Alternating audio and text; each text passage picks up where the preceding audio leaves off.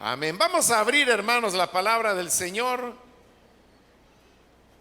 En el libro de Hebreos nos encontramos en el capítulo número 8. Los días lunes estamos estudiando Hebreos y hemos ido avanzando versículo a versículo por este libro de la Biblia. Y ahora hemos llegado al capítulo 8, donde ya cubrimos prácticamente la mitad del capítulo, y hoy vamos a leer los versículos que han quedado pendientes. Hebreos capítulo número 8, versículo 7 en adelante nos dice: efectivamente, si ese primer pacto hubiera sido perfecto, no habría lugar para un segundo pacto. Pero Dios, reprochándoles sus defectos, dijo: vienen días, dice el Señor, en que haré un nuevo pacto con la casa de Israel y con la casa de Judá. No será un pacto como el que hice con sus antepasados el día en que los tomé de la mano y los saqué de Egipto, ya que ellos no permanecieron fieles a mi pacto y yo los abandoné, dice el Señor. Este es el pacto que después de aquel tiempo haré con la casa de Israel, dice el Señor.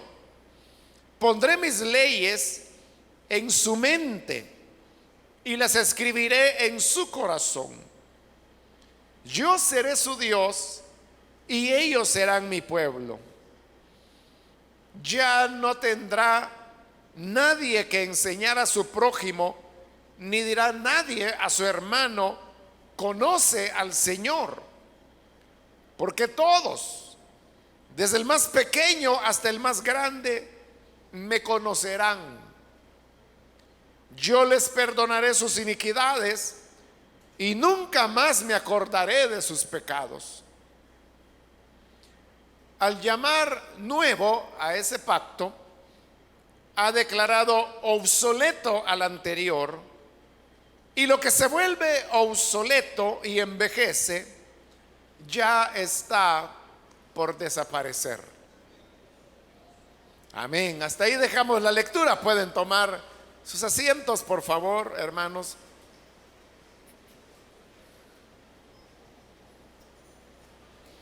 Hemos leído, hermanos, en esta ocasión la segunda parte de este capítulo 8, el cual iniciamos en la ocasión anterior, y usted recordará que la primera parte habla sobre el verdadero santuario. Vimos cómo el tabernáculo y posteriormente el templo no era nada más que una copia del verdadero santuario, que es donde Dios mora. Cuando Moisés subió al monte de Dios, Dios le dijo: mira, haz el tabernáculo de acuerdo al modelo que se te mostró.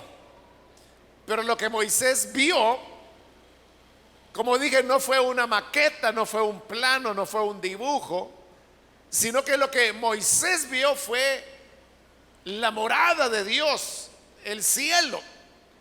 Y lo que él vino a construir, que fue el tabernáculo, la misma escritura lo llama la sombra o la copia del verdadero tabernáculo.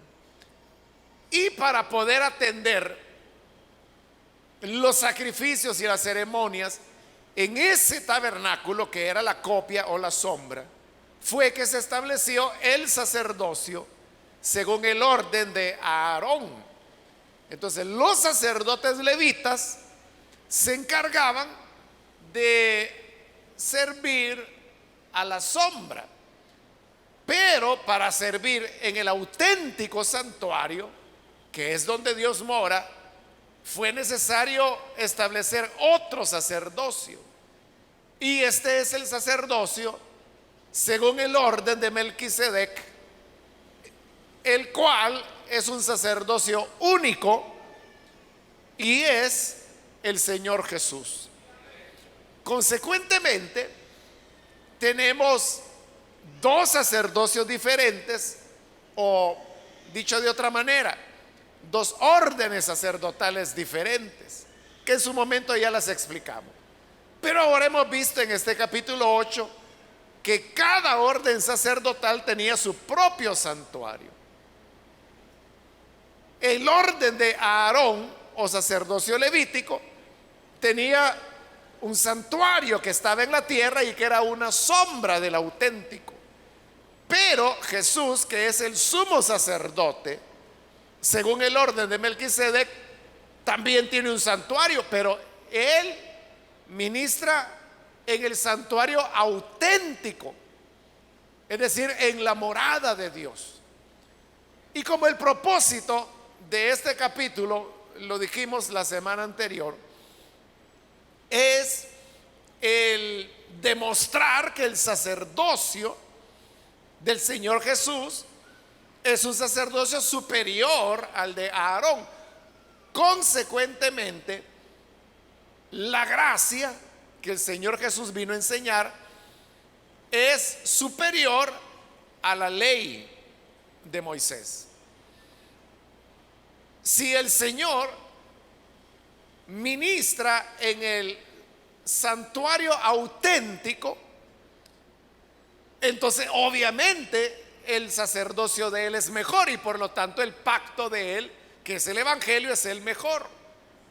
Y los sacerdotes levíticos o aarónicos son los que sirven a la copia y por lo tanto ellos simplemente están sirviendo a una sombra. Eso es lo que se ha dicho hasta este momento, pero ahora va a venir el tema de los pactos, porque entonces, si son dos sacerdocios, uno eterno y el otro es hereditario porque cada sumo sacerdote muere, pero también hay dos santuarios: el santuario real, que es el cielo, y la sombra o la copia, que es, o fue más bien, porque hoy no hay, el tabernáculo y luego el templo.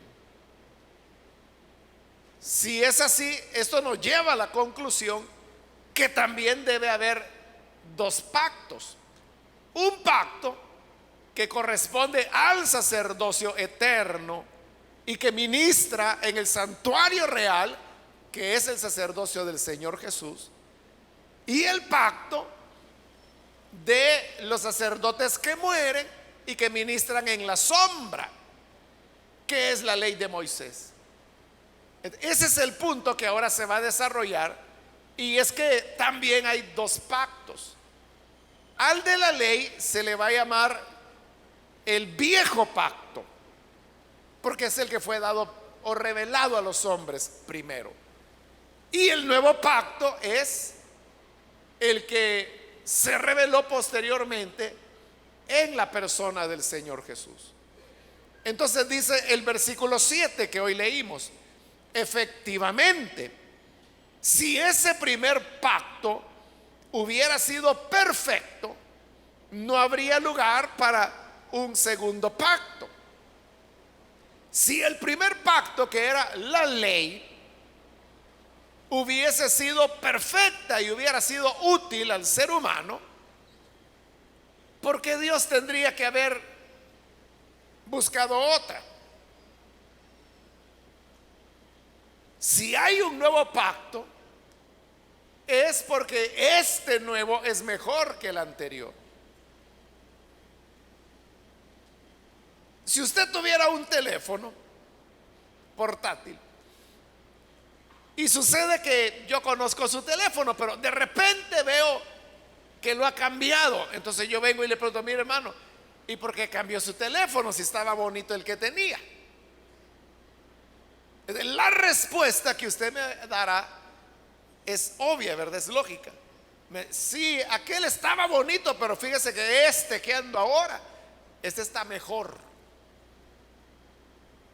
Ese es el razonamiento. Usted no deja nada a menos que tenga la opción de algo mejor. Y por eso es que al cerrar el capítulo, en el versículo 13, dice que al llamar nuevo al pacto, que es la gracia del Señor, ha declarado obsoleto al anterior. ¿Por qué va a buscar usted algo nuevo si no es porque lo viejo ya no le sirve? Cuando usted compra, hermanos, un cepillo de dientes, usted tiene ahí los dos, el nuevo y el viejo, y a veces usa el viejo, a veces el nuevo. Es así, ¿no, verdad? Si compró el nuevo es porque el viejo ya no sirve. Todo cepillo usted sabe que tiene una vida útil, y hay un momento en que ya no sirve. Bueno, de hecho, pues los dentistas recomiendan cambiarlo con cierta periodicidad. Nosotros hasta que ya no le quedan cerdas al pelo lo cambiamos. Cuando hay el puro plástico queda, ¿verdad? O sea, pero los dentistas dicen que no hay que esperar a ese punto. Bien, pero el hecho es que los cambiamos. Pero ¿cuándo lo cambia? Cuando ya no sirve. Entonces, compra el nuevo, y teniendo el nuevo, ¿qué hace con el viejo? Lo tira.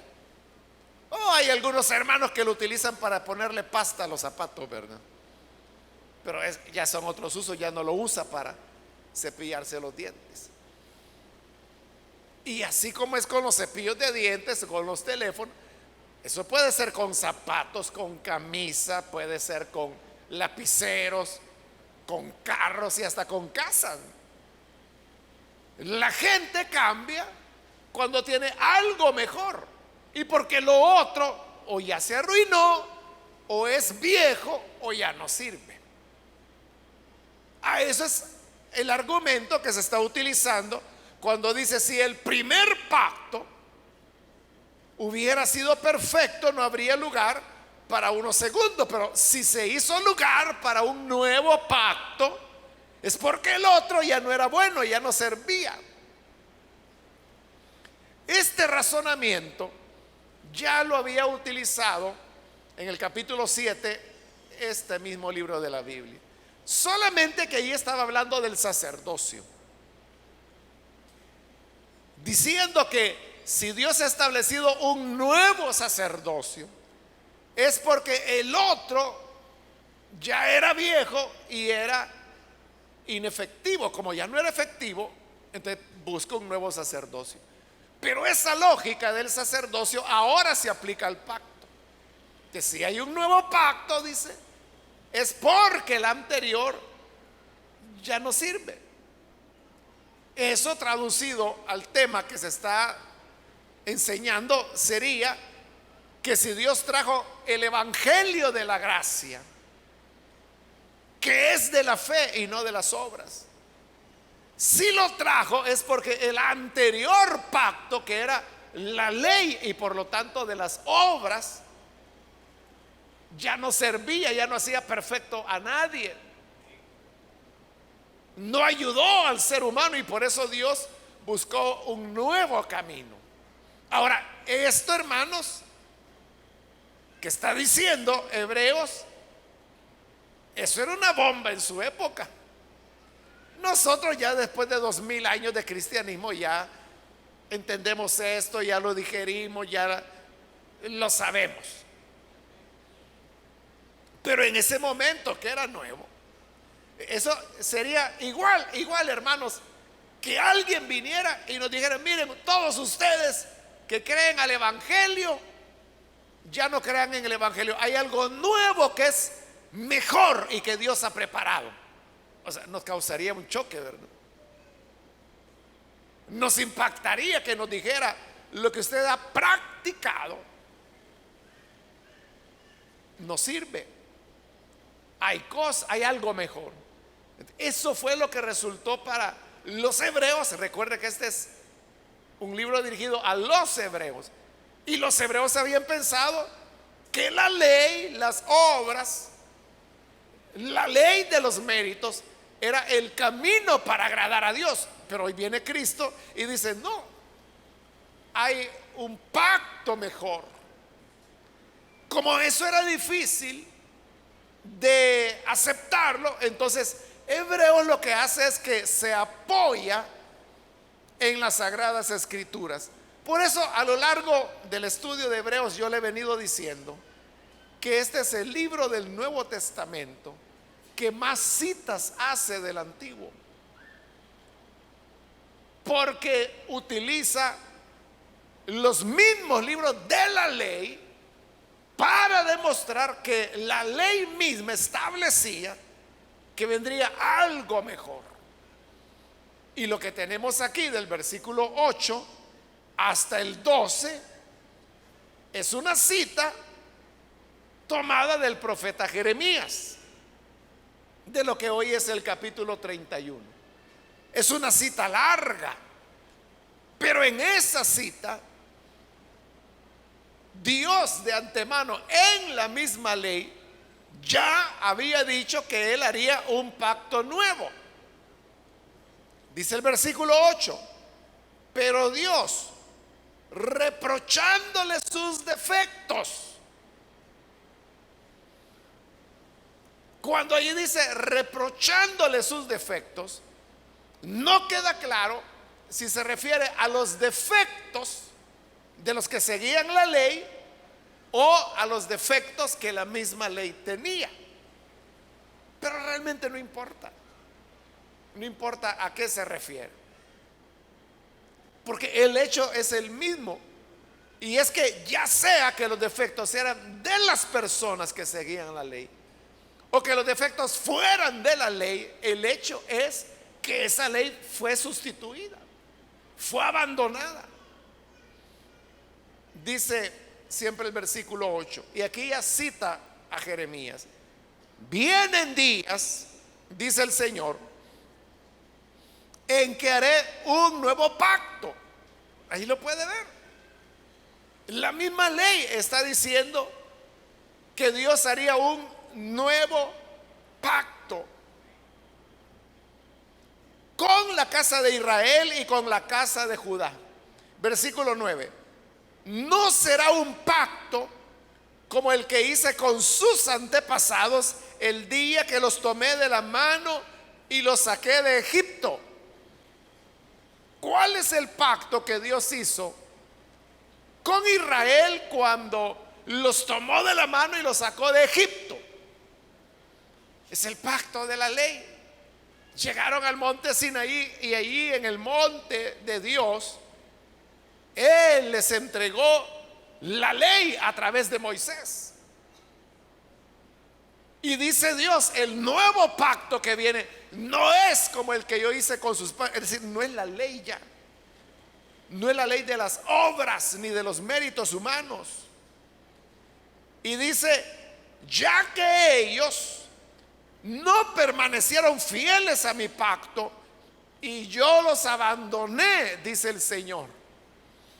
Un pacto, usted sabe que se da entre dos o más personas, ¿no? Pero pongamos lo más simple, ¿no? Entre dos personas. Es un acuerdo. Si usted y yo vamos a hacer un pacto, cada quien asumimos responsabilidades y cada quien adquirimos beneficios, pero yo tengo una parte que cumplir en ese pacto y usted tiene una parte que cumplir de ese pacto que hemos acordado. Los dos tenemos que cumplir. El pacto que Dios hizo con Israel, como era un pacto de méritos y de obras, había una responsabilidad que cada quien tenía que cumplir. Y Dios lo dijo claro, hablando de la ley. Dijo, el que haga estas cosas vivirá por ellas. En otras palabras, el que cumpla la ley, el que obedezca y haga las obras que la ley pida, vivirá. El problema, dice, es que no obedecieron. Ellos, dice, no permanecieron fieles a mi pacto y yo los abandoné, dice el Señor. ¿Por qué los abandonó? Porque no cumplieron. Repito, si yo tengo un pacto con usted y hemos llegado a un acuerdo, supongámonos que no es nada legal, sino que es algo así entre hermanos. Y entonces en ese acuerdo yo, como digo, asumo una responsabilidad hacia usted, usted hacia mí. Pero supongamos que yo no le cumplo. Entonces, si yo no le cumplo mi parte, entonces usted dirá, bueno, yo no tengo por qué cumplir la mía si él no está cumpliendo la de él. Tiene razón. Así es. Y eso es lo que ocurrió con Dios. Como ellos, dice, fueron infieles, entonces yo los abandoné. Y es lo que Dios hizo. Él dijo, mi pueblo será llamado, no es pueblo mío. Y al que no era mi pueblo, será llamado pueblo mío. Ahí Dios está rechazando al pueblo del pacto, del viejo pacto, para tomar un nuevo pueblo con un nuevo pacto, que es, de eso está hablando Jeremías. Pero ahora viene el nuevo pacto, versículo 10. Este es el pacto que después de aquel tiempo, es decir, después de que Israel hubiera sido desechado, haré con la casa de Israel, dice el Señor. Tiene tres características el nuevo pacto. Esta es la primera característica. Pondré mis leyes en su mente y las escribiré en su corazón. Yo seré su Dios y ellos serán mi pueblo. Al decir serán mi pueblo es que no lo eran, pero llegan a ser su pueblo porque han entrado en el nuevo pacto por el cual, dice el Señor, pondré mis leyes en su mente y las escribiré en su corazón. Entonces, el nuevo pacto, que es el evangelio de la gracia del Señor, ese no está escrito en tablas de piedra como estaba la ley de Moisés, sino que dice el Señor, yo la escribiré en sus corazones. Por ello es que la gracia de Dios actúa de adentro hacia afuera de la persona. Eso es lo que Jesús dijo. Porque lo criticaban los fariseos diciendo, Señor, ¿cómo es que tus discípulos comen sin lavarse las manos? Ellos no estaban pensando en higiene, estaban pensando en las cuestiones ceremoniales, en la contaminación ceremonial. Pero como no seguían el rito ceremonial de purificación, creían que lo que comían los iba a contaminar porque no habían hecho el rito de purificación. Entonces Jesús les dijo estas palabras sabias: no es lo que entra al hombre lo que lo contamina, es lo que sale del hombre. Ah, vaya, dijo la gente, hasta ahí quedó. Pero cuando llegaron a la casa, los discípulos le dijeron, Señor, explícanos esa parábola. ¿Cuál parábola?, les dijo el Señor. La parábola que dijiste que no es lo que entra al hombre lo que lo contamina, sino lo que sale de él. Esa no es parábola, dijo Jesús. Eso es lo que ocurre todos los días, que no se dan cuenta que lo que ustedes comen va al estómago y del estómago va a la letrina. ¿O no es eso lo cierto, hermanos? Lo que comemos fisiológicamente más o menos tarda unas 24 horas en ir a la letrina. Más o menos ese es el tiempo que tenemos en nuestro organismo. A menos que le haga daño, ¿verdad? Y el cuerpo lo expulse de inmediato. Pero si no, y también depende del alimento, ¿verdad? Hay alimentos más difíciles de digerir, como la carne, por ejemplo. Y hay otros, frutas, verduras, que se digieren rápidamente. Bueno, ¿y eso por qué lo va a contaminar? Dijo el Señor. Si eso es de pasada que va, pasa por el cuerpo y va a la letrina y se acabó. Pero dijo, lo que sale del corazón, ese es el problema, dijo.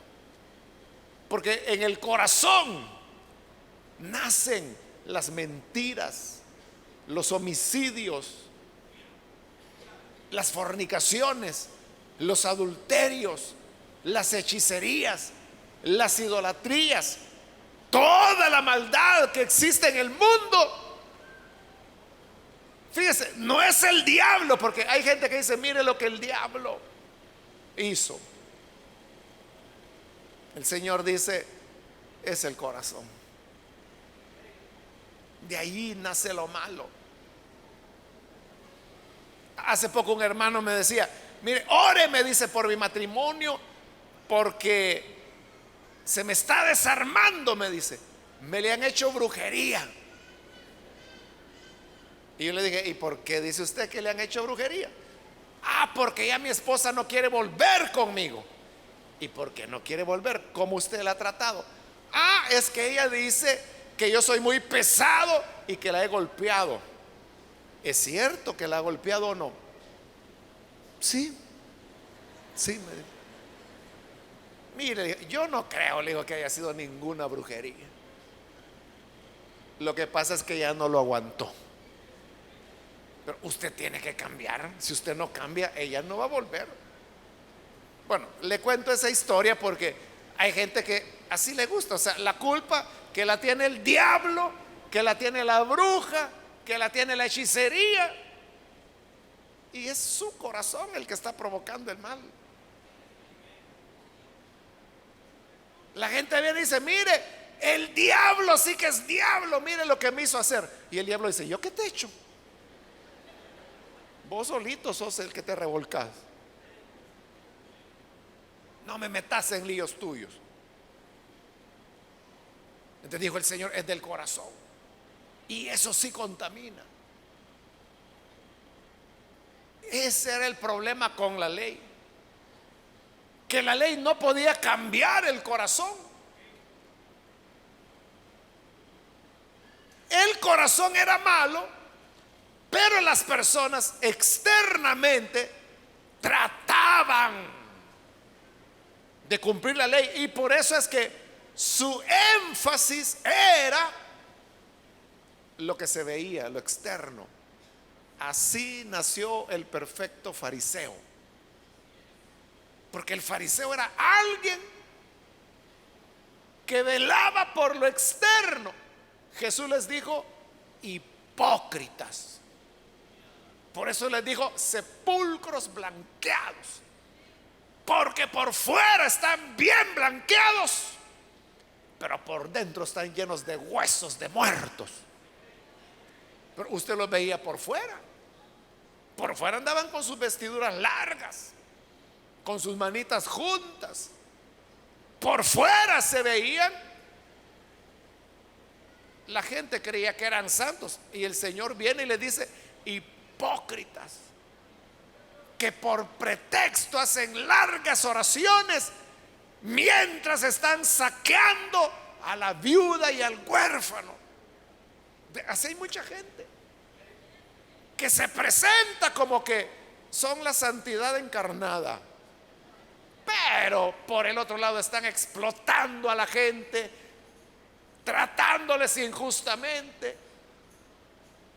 Eso es lo que Jesús dijo, sepulcros blanqueados, hipócritas.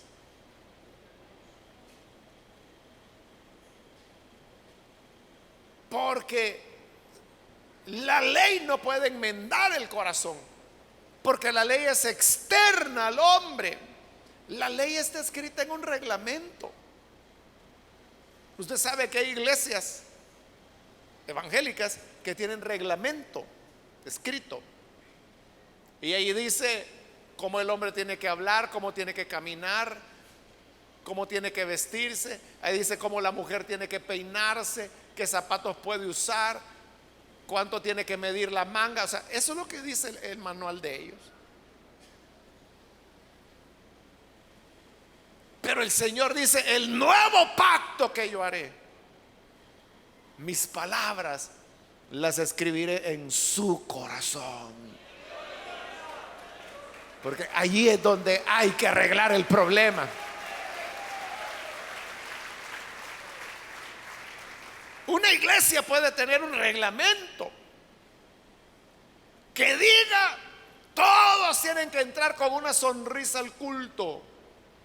Así que están riéndose. Así dice el reglamento. Y el que no lo hace es carnal, así que ríese. Hay que cumplir el reglamento. Pero por dentro pueden estar: me cae mal esa persona, este es un sinvergüenza. Y entonces, ese es el reglamento para ser un hipócrita perfecto o el fariseo perfecto.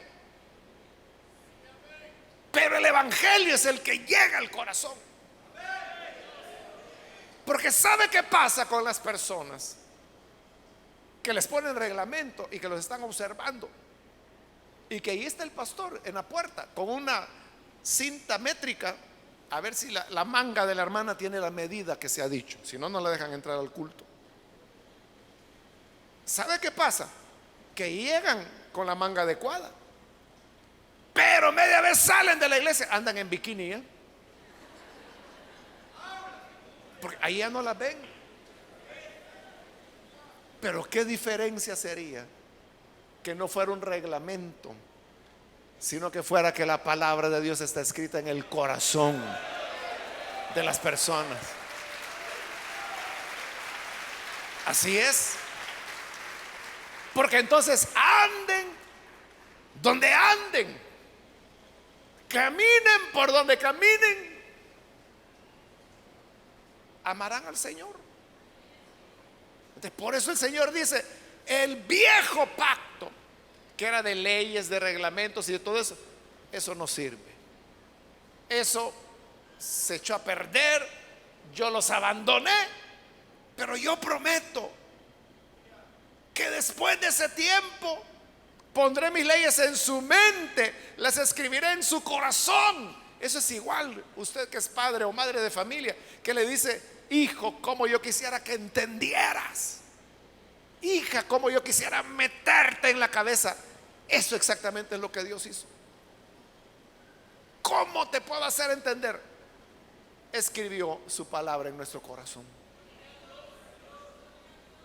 Entonces el creyente no necesita que le digan: haga aquí, haga allá, párese, siéntese, levante la mano derecha, baje a la izquierda, póngase de rodillas, de pie. No necesita eso,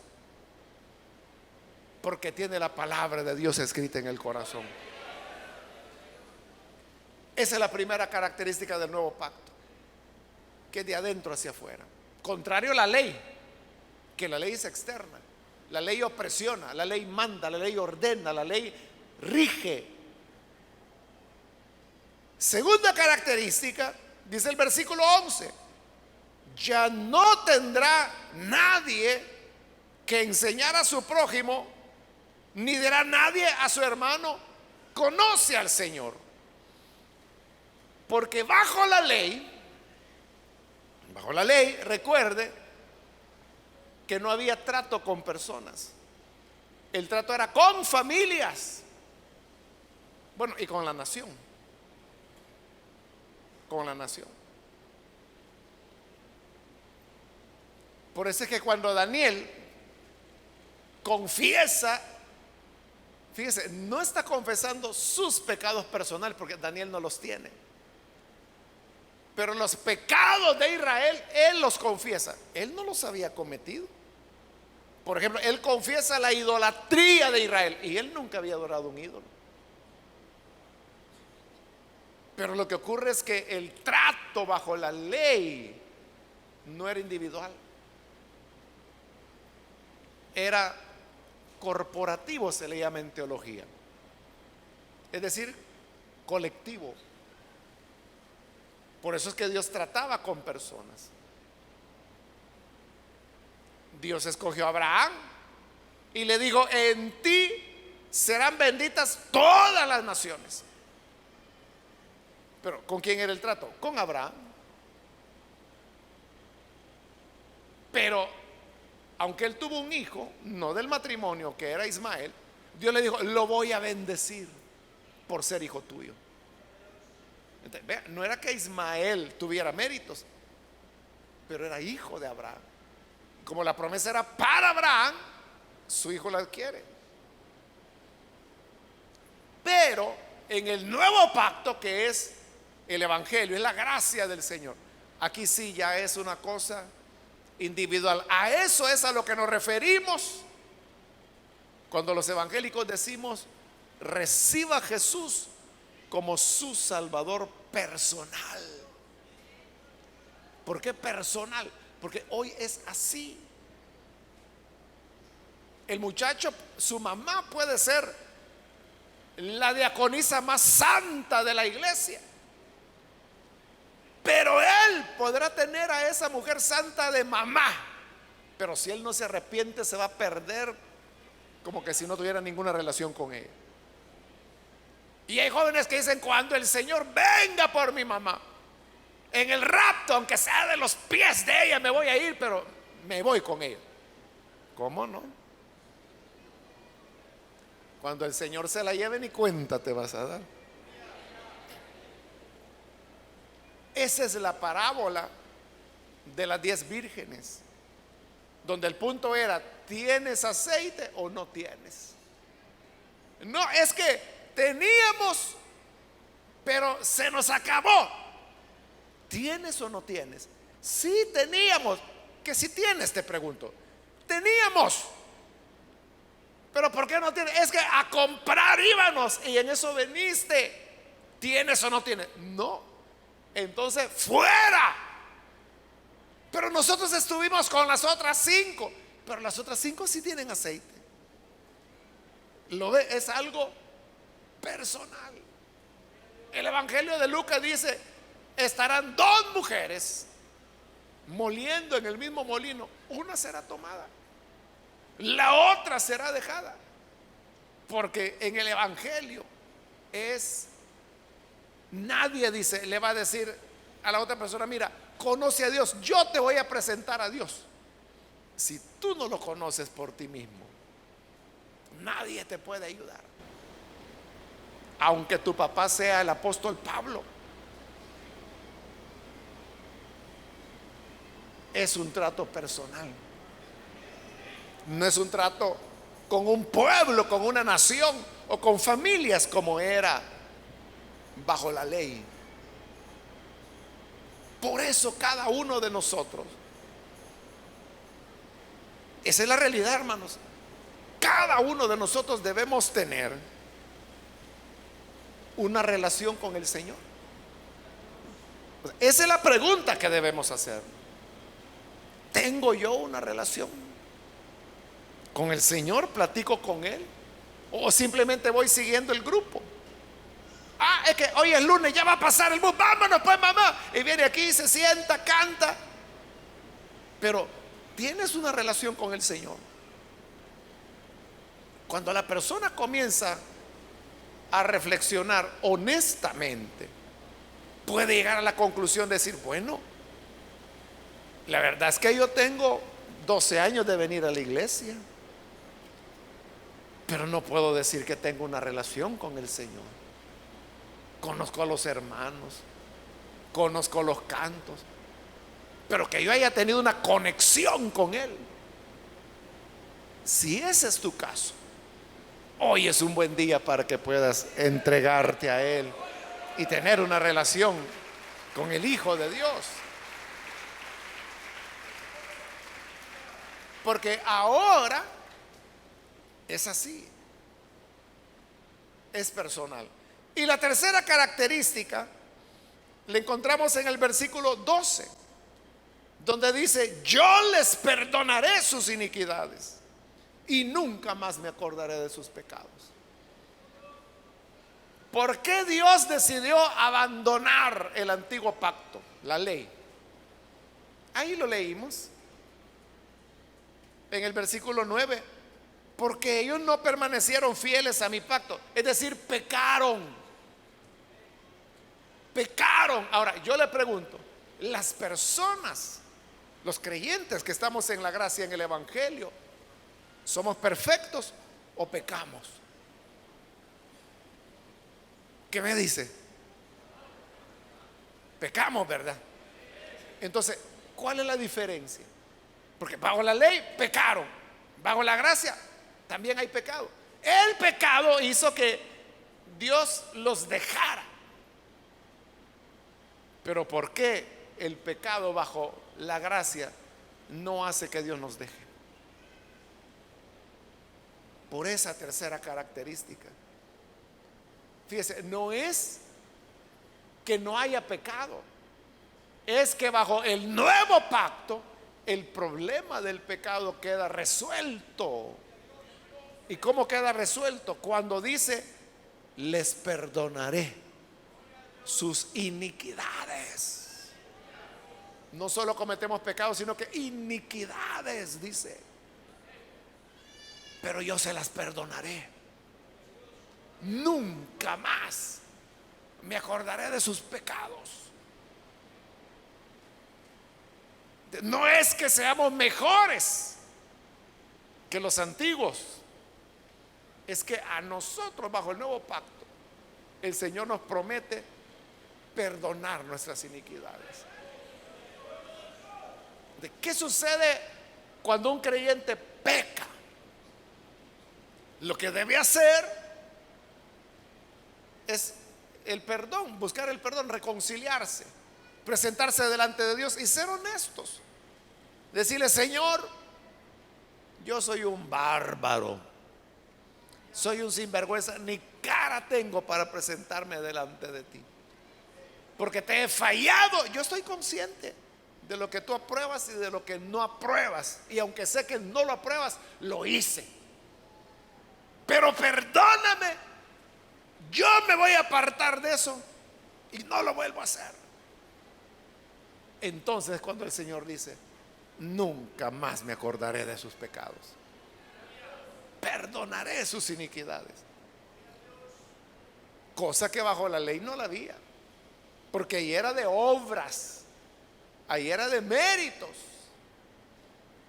Entonces note, acuérdese, aquí estamos viendo Jeremías, está citando a Jeremías, es decir, que es la misma ley que estaba anunciando que venía un nuevo pacto. No es un invento de los redactores de Hebreos, es simplemente lo que la misma ley ya anunciaba. Entonces llega a la conclusión, que es el versículo 13. Al llamar nuevo a ese pacto, y es Jeremías quien lo llama nuevo, ha declarado obsoleto al anterior, y lo que se vuelve obsoleto y envejece ya está por desaparecer. Lo que es obsoleto y viejo desaparecerá. Hay varias cosas, hermanos. Bueno, todo, ¿verdad? Todo lo que el hombre hace en algún momento se volverá obsoleto y viejo, y por lo tanto desaparecerá. Si usted quiere pensar en lo que quiera, quiere pensar en una computadora, rápido se volverá obsoleta. y vieja. Dicen, ¿verdad? Que la vida media de una computadora de escritorio, no me acuerdo si son 2 o 4 años, algo así. Y por eso es que a veces dice, mire, ¿cuánto tiempo tiene que tener la computadora? 6 años. Ah, no, desea por servido.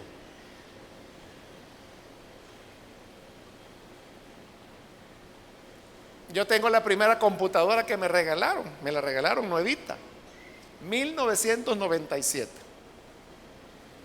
Todavía la tengo. Y si usted me pregunta, ¿funciona? Sí, no. O sea, porque de encender, enciende. Pero por ejemplo, ya no puedo utilizar el printer. Está bueno, pero ya no puedo utilizar el printer. Primero porque ya está obsoleto. Está bueno, pero está obsoleto. Entonces la empresa que es Canon, es un impresor Canon, esos cartuchos de tinta para ese impresor ya no los produce, ya no los hacen, porque ya nadie tiene de eso. Solo yo, que la tengo ahí tapadita todavía. Como ya no producí, ya no pude comprar tinta.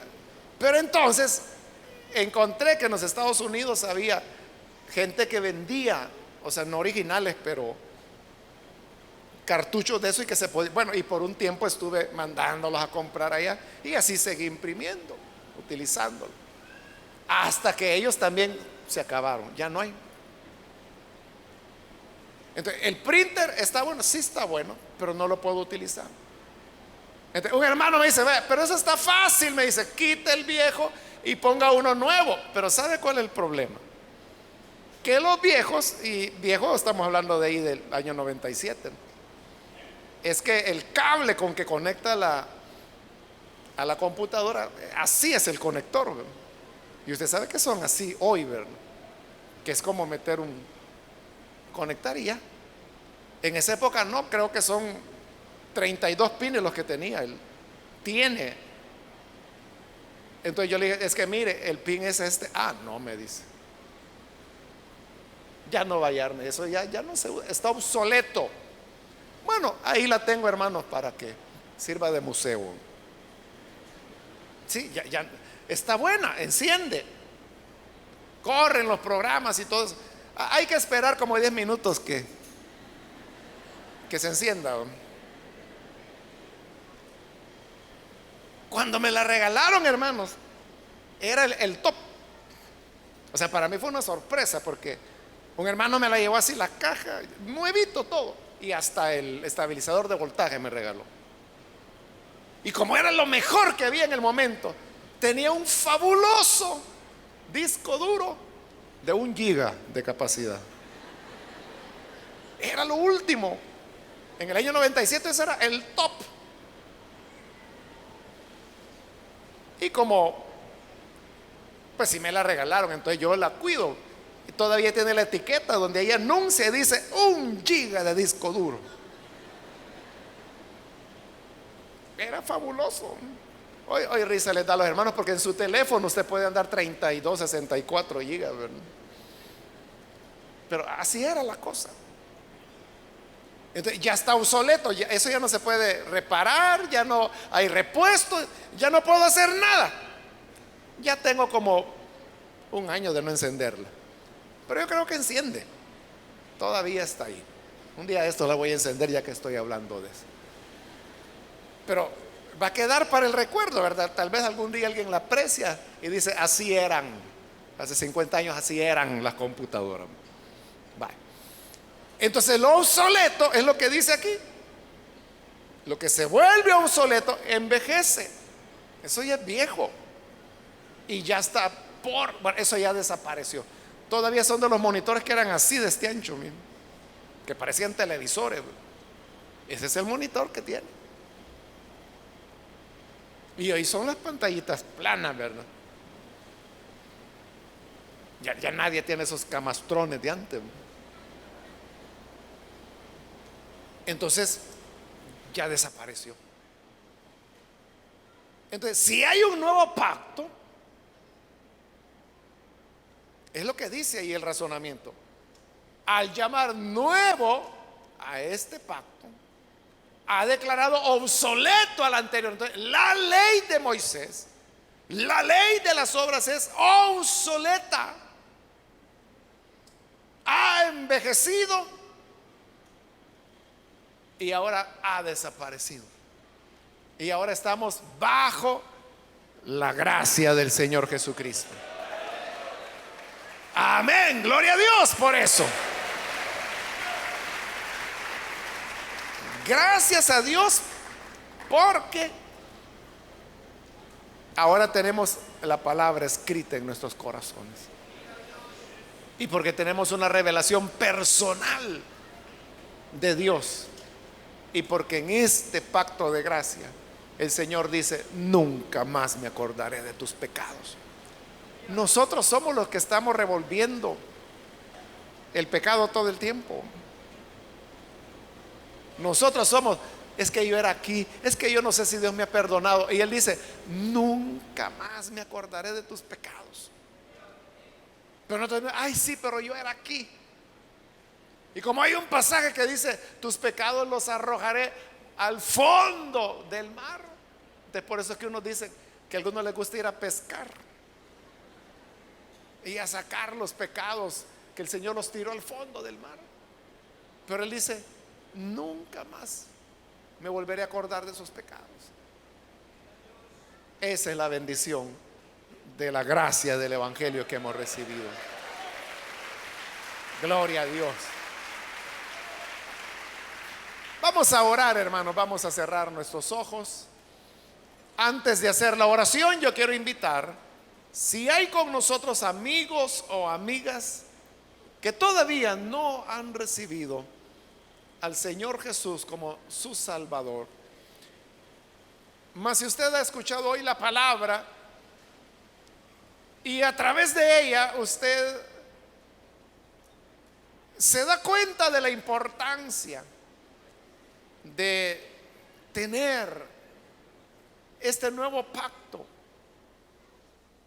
que escribe la palabra de Dios en nuestro corazón. No es un reglamento en la mente, no son reglas humanas, no es cuestión de normas religiosas, es que la palabra de Dios sea escrita por el Señor en nuestro corazón. Si usted quiere tener esa transformación, yo le invito para que ahí en el lugar donde está usted pueda creer al Evangelio. Si hay alguna persona, algún amigo o amiga que necesita venir al Señor, puede ponerse en pie, por favor. Oraremos por usted. Cualquier amigo, amiga que necesita venir puede ponerse en pie. Crea en el Señor Jesús. La sangre del Hijo de Dios le perdona, le cambia, le transforma. Póngase en pie. Hay perdón, hay vida nueva, hay pureza de vida para usted. ¿Hay alguna persona, algún amigo, amiga? Venga, póngase en pie. Hágalo con toda confianza, porque Él dice: nunca más me acordaré de tus pecados. Los perdonaré todas sus iniquidades, aunque sean iniquidades las que ha hecho. Él dice: perdono. ¿Quiere usted venir y creer? Puede ponerse en pie. Aquí hay una persona, Dios lo bendiga, bienvenido. Alguien más puede ponerse en pie. Vamos a orar por usted. Otra persona que necesita venir. Hoy es su momento, hoy es su oportunidad. También quiero invitar, si hay hermanos, hermanas que se han alejado del Señor, pero hoy necesita usted reconciliarse, yo le invito para que lo haga. Póngase en pie en el lugar donde se encuentra y vamos a orar por usted. Hoy es su momento. ¿Hay alguna persona ¿Hay algún amigo, hermano, que se reconciliará? Aunque hayas cometido iniquidades, Él te perdona. Muy bien, aquí hay un joven, bienvenido. Aquí hay otra persona más, bienvenido también. Alguien más que necesita pasar, puede ponerse en pie. Acá hay otro hombre que se pone en pie, Dios lo bendiga, bienvenido. Alguien más. Si es primera vez que viene el Señor, póngase en pie también. Si usted está recibiéndole como Salvador. Muy bien, aquí hay otro joven, bienvenido, Dios le bendiga. Alguien más que necesita pasar, puede ponerse en pie. Le animo para que no desaproveche la oportunidad. Aquí hay otro joven que pasa, Dios lo bendiga, bienvenido. Otra persona que necesita venir, póngase en pie. Si es primera vez que da este paso, o si se reconciliará, póngase en pie. Pero hágalo ahora, porque voy a hacer la última invitación. Si hay alguien más que necesita venir al Señor por primera vez o reconciliarse, póngase en pie y oraremos por usted. Esta fue ya la última invitación. Si necesita aprovecharla, pase en este momento. Muy bien, aquí hay otra persona que pasa. Dios lo bendiga, bienvenido. A usted que nos ve por televisión, también le invito para que se una con las personas que están aquí al frente. Haga esta oración con nosotros. Señor, te damos las gracias por cada persona que está aquí en este lugar, como también aquellos que a través de televisión, de radio, están abriendo sus corazones para creer a tu palabra. Yo te ruego, Padre, que les perdones, les des vida nueva. Señor, que puedan vivir para ti, rindiendo sus vidas.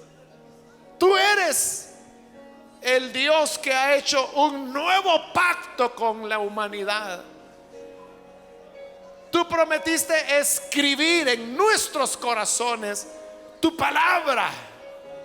Te rogamos que a estas personas que ahora se entregan o se reconcilian,